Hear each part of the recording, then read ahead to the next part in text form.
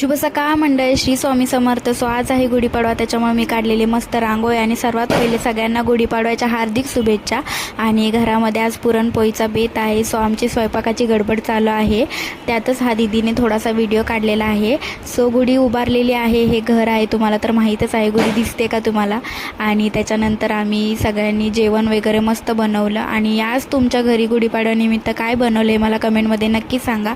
दीदीने सर्वात पहिलं तुळशीला नैवेद्य दाखवला, नंतर गुढीला नैवेद्य दाखवला, बघू शकता. आणि इथे तर जास्त गुढीपाडवा कोणाला माहीतच नाही आहे, कारण का हा आपला मराठी सण असल्यामुळे.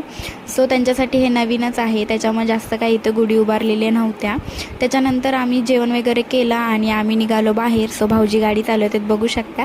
त्याच्यानंतर तिथेच एक जवळपास जयलक्ष्मी म्हणून मोठं शॉप आहे साड्यांचं, जिथे आत्या वगैरे साड्या घेतात. तिथे मला साडी घ्यायला गेलो, साड्या वगैरे घेतलो आणि आम्ही घरी आलो. भेटू नंतर, बाय.